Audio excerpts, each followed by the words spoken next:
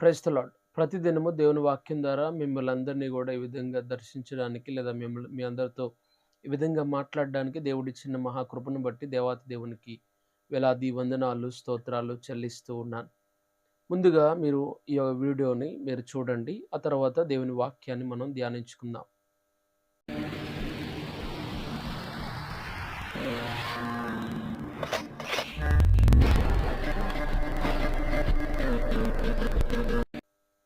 చూశారు కదండి వీడియో.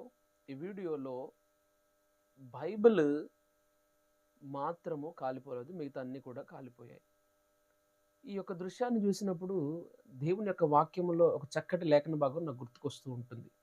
అదేంటి అని అంటే యెషయా గ్రంథము 40వ అధ్యాయం 8వ వచనంలో, గడ్డి ఎండిపోవును, దాని పువ్వు వాడిపోవును, అయితే దేవుని వాక్యము నిరంతరము నిలుచును. ఈ యొక్క వీడియో చూస్తున్నప్పుడు నాకు ఈ మాట పదే పదే నా మనసును ఎంతగానో తట్టినట్లుగా నేను గమనిస్తూ ఉంటున్నాను.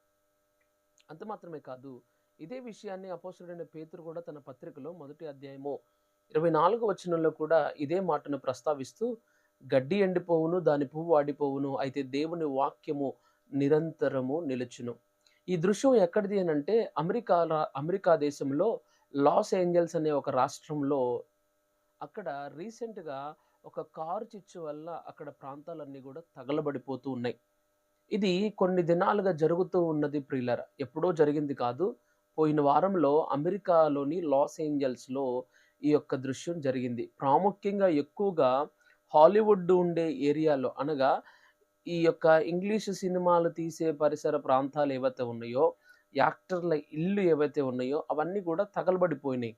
అయితే అందులో కార్లు సైతం, బిల్డింగ్లు సైతం అన్నీ తగలబడిపోయినాయి. కానీ దేవుని వాక్యము మాత్రము, అనగా దేవుని వాక్యమున్న ఆ యొక్క పుస్తకము లేదా ఆ పేపర్ మాత్రం కాలలేదు. ఎందుకు కాలలేదు అని అంటే, దేవుని వాక్యము సజీవమైనది.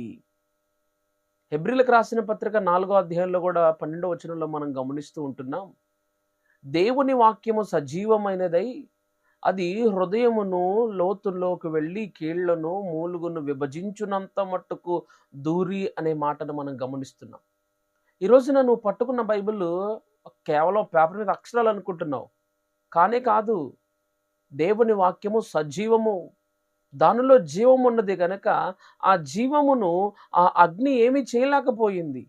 కనుకనే బైబిల్ నిక్షేపంగా ఉంది, కాలిపోలేదు. ఎందుకు అని అంటే అది కేవలము ఒక అక్షరాలు, పేపర్ మీద అక్షరాలు మాత్రమే కాదు, దేవుని వాక్యము సజీవమైనదై బలము గలదై ఉన్నది. అగ్ని వచ్చింది, ఆ వాక్యాన్ని ఏం చేయలేకపోయింది. ఎందుకంటే దేవుని వాక్యము నిరంతరము నిలిచేది. ఇది ఇప్పుడు జరిగిన సంఘటనే కాదు. చైనాలో కూడా బైబిళ్ళన్నీ తగలబెట్టారు, కానీ అందులో ఉన్న అక్షరాలు, అందులో ఉన్న పేపర్లు ఏమీ కూడా తగలబడిపోలేదు ప్రియులారా, అవేమీ కాలిపోలేదు. ఎందుకు ఈ మాటలు చెప్తున్నానంటే, చాలా సందర్భాల్లో మన చేతిలో ఉన్న బైబిల్ ఒక ఆషామాషి బైబిల్ అనుకుంటూ ఉంటున్నాం. దేవుని వాక్యం పట్ల మనకున్న ఆ ప్రతిస్పందన, దేవుని వాక్యం పట్ల మనం ఎలా స్పందించాలో, దేవుని వాక్యం కేవలం ఒక పుస్తకం, ఒక అక్షరం, లేదంటే ఒక రకమైన పుస్తకంగానే చూస్తున్నాం. కానీ లేదు, ఇది దేవుని వాక్యము, ఇది సజీవమైనదై నేను ఉన్నా లేకపోయినా, ఎవరున్నా లేకపోయినా, ఈ ప్రకృతి అంతా లయమైపోయినా దేవుని వాక్యం నిలిచేది. అదే బైబిల్ తెలియచేస్తుంది. గడ్డి ఎండును, దాని పువ్వు వాడిపోవును, కాలిపోవును, కానీ దేవుని వాక్యము నిరంతరము నిలిచేది. ఎందుకంటే దేవుని వాక్యము సజీవము, దేవుని వాక్యము జీవము కలిగినది. దేవుని వాక్యము మనలను జీవపు వెలుగులోనికి నడిపించేది. దేవుని వాక్యం అంటే ఆషామాషిగా ఉన్నావు కదా, ఇన్నాళ్ళు దేవుని వాక్యం అంటే నీకు భయం లేక, దేవుని వాక్యం పట్ల నీకు అవగాహన లేక దేవుని వాక్యాన్ని తృణప్రాయంగా చూసావు. ఊర్లు, కాలనీలు తగలబడిపోయిన, కార్లు తగలబడిపోయిన, పెద్ద పెద్ద బిల్డింగ్లు తగలబడిపోయిన, లాస్ ఏంజల్స్ అనే పట్టణమే తగలబడిపోయిన, దేవుని వాక్యము కలిగిన ఆ యొక్క బైబిల్ మాత్రం తగలబడలేదు. వాక్యం వింటున్న ప్రియ దేవుని బిడ్డ, నీ జీవితంలో నీ చేతులున్న బైబిల్ ఒక ఆషామాషి గ్రంథం అనుకోమక, జీవము కలిగిన దేవుని వాక్యం అది. ఏది ఉన్నా ఏది లేకపోయినా ఈ బైబిల్లో ఈ యొక్క అక్షరాలు ఇవన్నీ కూడా నిత్యం ఉంటాయి. జీవము కలిగిన దేవుని వాక్యాన్ని మనం కలిగి ఉన్నాం. గర్వించదగ్గ దేవుని వాక్యమును, దేవుని యొక్క జీవ వాక్యమును మన చేతుల్లో మనం పట్టుకొని ఉన్నాం కదా. వాక్యం వింటున్న నా జీవితంలో ఆది యందు వాక్యం ఉండెను, వాక్యము దేవుని యొద్ద ఉండెను, వాక్యమే దేవుడై ఉండెను. అగ్నితో దేవుణ్ణి మనం కాల్చలేమండి. ఈ బైబిల్లో ఉన్న ఈ వాక్యమే దేవుడు.